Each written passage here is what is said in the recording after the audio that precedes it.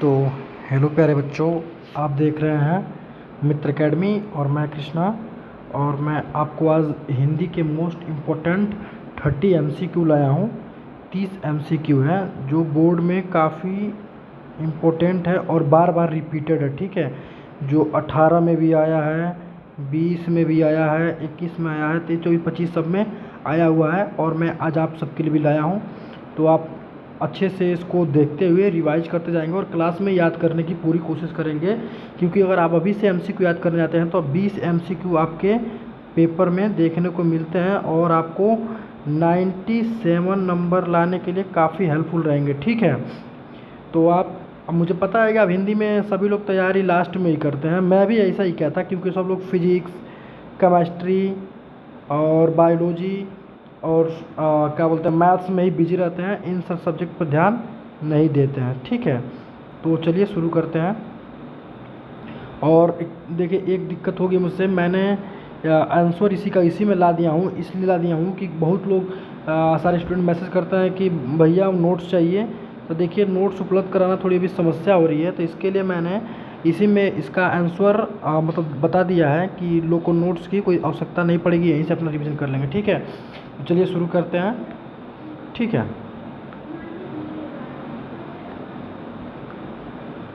तो पहला प्रश्न है, हिंदी गद्य का आविर्भाव कौन सी शताब्दी में हुआ? तो आप बताइए, 19वीं शताब्दी में, आकि 16वीं शताब्दी में, आकि 21वीं शताब्दी में, कि 13वीं शताब्दी में? आप इस आंसर को मत देखिए, आप अपने दिमाग लगाइए कि इसका राइट आंसर क्या होगा, क्योंकि मैं इसलिए ला दिया हूँ। आप बोलेंगे कि भैया को याद नहीं है तो इसलिए आंसर इसमें लाए हैं, ऐसी बात नहीं है, क्योंकि मैं जब इसको बना रहा था तो मुझे PPT मिला, तो उसमें आंसर इसका ऑलरेडी दिया हुआ है। ठीक है, तो आप इसको अच्छे से देखते हुए और याद करते हुए चलेंगे, तो इसका राइट ऑप्शन हो जाएगा ए, 19वीं शताब्दी। ठीक है, चलते हैं ऑप्शन नंबर दूसरे की तरफ। श्रृंगार रसमंडल रचना के लेखक कौन है? ये बहुत इंपॉर्टेंट है, ये पेपर में 7 सेट में किसी न किसी सेट में देखने को मिल जाता है। ठीक है, तो गोकुलनाथ जी हैं, कि नाभादास है, कि बैकुंठमणि शुक्ल हैं, कि गोस्वामी विट्ठलनाथ जी हैं? तो इसका राइट आंसर हो जाएगा गोस्वामी विट्ठलनाथ। ठीक है, ठीक है। उसके बाद आमिर खुसरो की रचना का नाम है, ये भी बहुत ही महत्वपूर्ण प्रश्न है। ठीक है, आमिर खुसरो। ठीक है, आमिर खुसरो, ये महत्वपूर्ण प्रश्न है, आपको बोर्ड के नज़रिए से आपको तैयार कर लेना है। बताइए, शब्दानुसार साखिया बीजा की अष्टयाम की पहेलिया मकरिया? तो आमिर खुसरो की जो रचना है पहेलिया मकरिया है।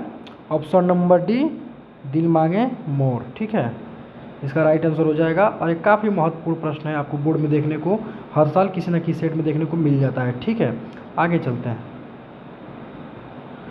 अब दिया है, निम्न में से छायावादी युग के लेखक हैं। अब छायावादी युग के लेखक कौन कौन है?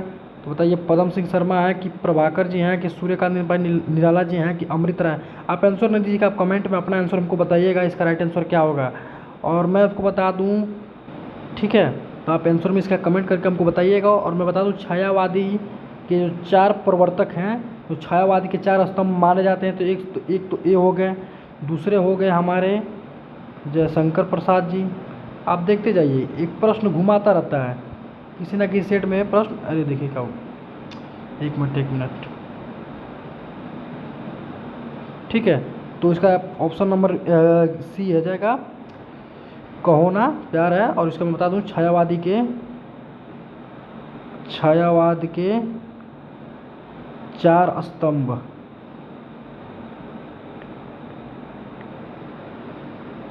ठीक है, अब पहला हो जाएगा हमारा जयशंकर प्रसाद जी, याद कर लेंगे चारों, जयशंकर प्रसाद जी। दूसरी हो जाएंगे महादेवी वर्मा जी। ठीक है, इसके लिए मैं आपको एक एक कराते चल रहा हूँ कि आपको दिक्कत ना हो। सूर्यकांत त्रिपाठी निराला जी हो गए तीसरे, और हो गए 3 हो गए, और चौथा तीसरे हो जाए सूर्य का चौथे हो जाएंगे हमारी सुमित्रा नंदन पंत। ठीक है, देखिए इसमें जगह नहीं है तो आप समझ जाएंगे, सुमित्रा नंदन पंत। ये चारों छायावाद युग के लेखक हैं और ये छायावाद के 4 स्तंभ माने जाते हैं, क्योंकि सबसे ज़्यादा छायावाद में रचनाएं हैं किसी की, तो इन्हीं चारों की रचनाएं हैं। ठीक है, और इसका ऑप्शन नंबर ये हो जाएगा सी। ठीक है, आगे चलते हैं। द्विवेदी युग की काल अवधि है 1851 से 1887, 1867 से 1914, 1856 से 1934 और 1900 से 1922। इसका राइट आंसर रहेगा ऑप्शन नंबर डी, दिल मांगे मोर। ठीक है, आगे चलते हैं। छठवां प्रश्न क्या कर रहा है? निम्नलिखित कथनों में से कोई एक कथन सही है, उसे पहचान कर लिखिए। तो पद्मलाल पुन्नालाल बख्शी महाकवि के रूप में प्रसिद्ध हैं? नहीं। करुणा नामक निबंध के लेखक डॉक्टर संपूर्णानंद है? नहीं। संस्कृत के 4 अध्याय के लेखक रामधारी सिंह दिनकर हैं? जी हाँ, यही इसका राइट आंसर है। कुटुज के लेखक जयप्रकाश भारती हैं? नहीं। ठीक है, आगे चलते हैं।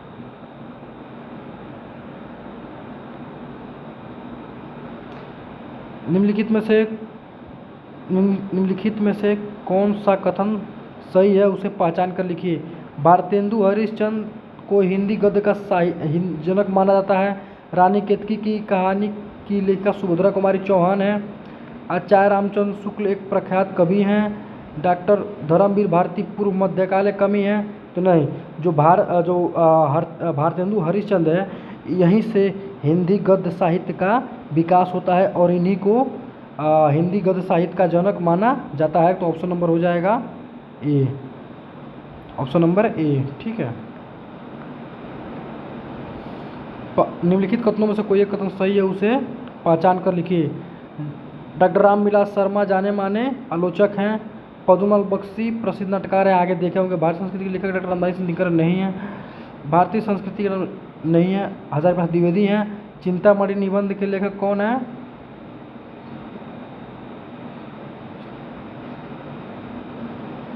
तो यहाँ पे देखिए, जो चिंतामणि निबंध के लेखक हैं वो आचार्य रामचंद्र शुक्ल है। कौन है? आचार्य रामचंद्र शुक्ल। देखिए, हमको इसमें बन नहीं पा रहा है, आचार्य रामचंद्र शुक्ल हो जाएंगे। चिंतामणि, ये भी गलत है। ऑप्शन नंबर ए इसका राइट आंसर हो जाएगा। ठीक है, आगे चलते हैं। 9वां, निम्नलिखित कथनों में से कोई एक कथन सही है, उसे पहचान कर लिखिए। अमृतलाल नागर प्रसिद्ध एकांकी लेखक नहीं है। एकांकी लेखक जो बहुत प्रसिद्ध हैं, एक हमारे राम कुमार वर्मा जी हैं। ठीक है, राम कुमार वर्मा, जो दीपदान है, कक्षा 9 में दीपदान, एक महान एकांकी है। ठीक है, आगे चलते हैं।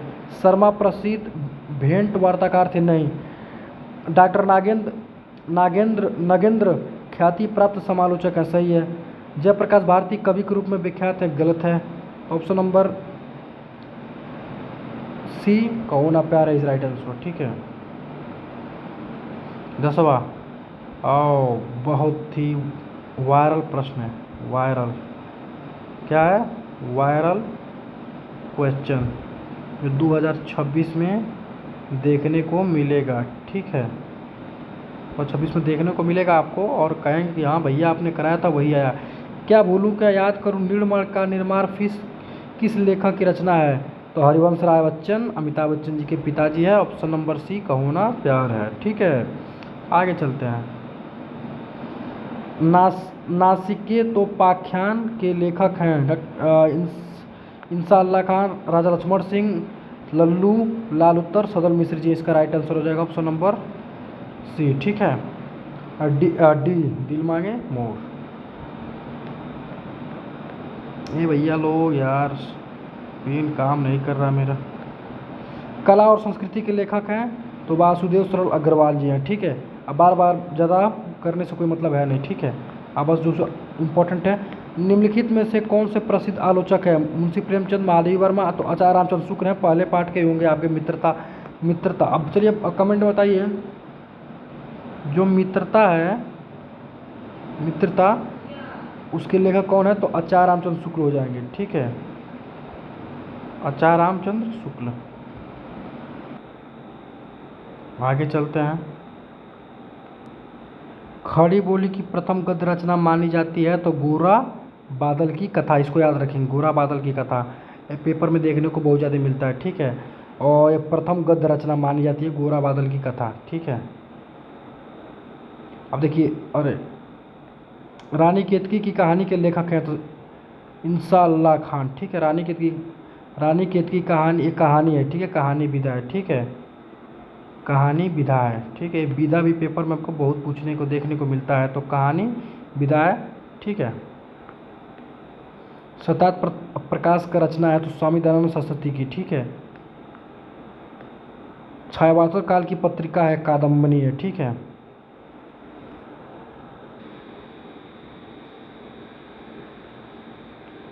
तिब्बत यात्रा के लेखक हैं, ठीक है, तो राहुल संकृत्यान। राहुल संकृत्यान की जितनी है यात्रा वृत्तांत की यात्रा वृत्तांत लिखते हैं, ठीक है।